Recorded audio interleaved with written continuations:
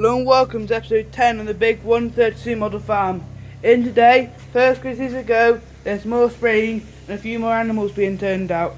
In the 15 acre, you've just got the farm pulling into the field and unfolding, ready to put the next coat of fertiliser or some herbicide on this field here, so then they'll have a nice crop later in the year. Just over the hedge in this field here, in this yard area here should I say, you've got the telehandler just parked up there. You've got the digger back as he's done some work. Got a bit of soily stuff just tipped there.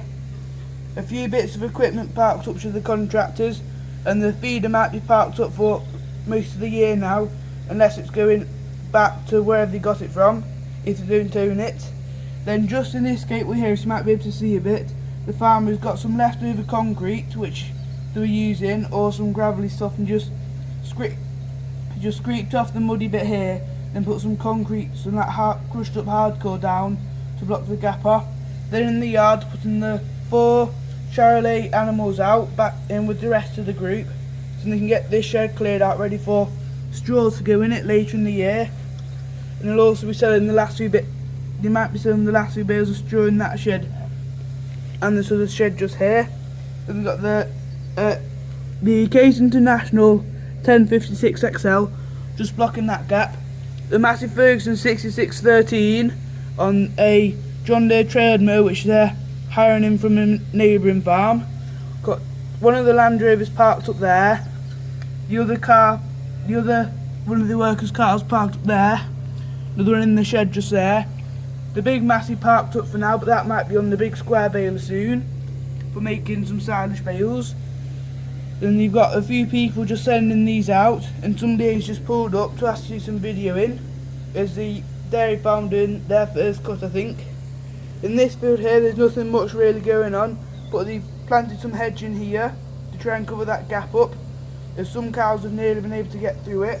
Got a post they're going to put in just next to the hedge to stop any more cows getting through, and tighten the wire because it's just looped around the far side of that hedge there into the other side.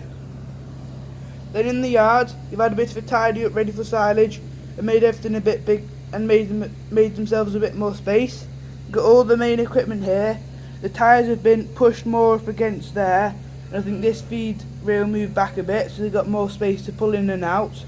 Got the voucher parked up there ready for buck raking, and they might be putting the buck rake on that or a different tractor. The big cubicle shed's empty as you can see in there, and all those beds have been cleaned off as well, ready for the winter, just so they don't have to do as much later on in the summer. Got the crush there.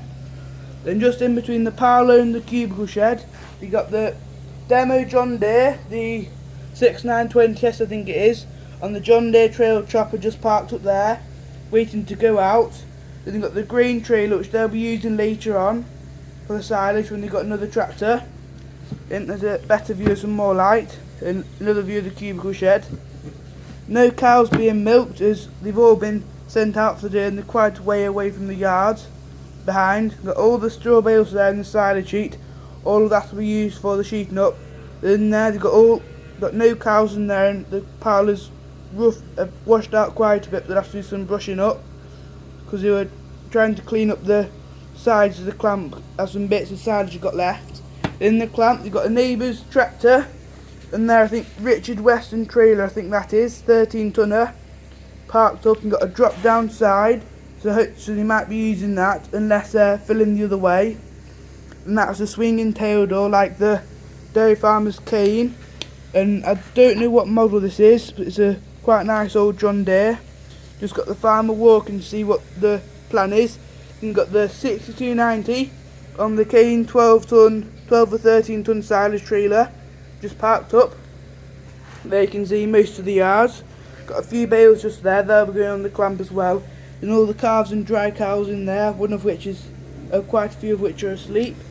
In this field here we'll be getting some fertiliser soon, or some herbicide, whichever they're spraying. So the maize is doing quite well. Hopefully there'll be a bit more by next episode. But in the corner of this field here, you got the little McCormick scraper tractor just rolling up with a 2 rotor class rake, two swaths at a time ahead of the chopper.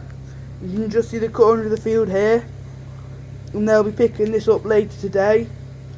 Then a bit further along this other arable field here and this maize field will be getting sprayed as well.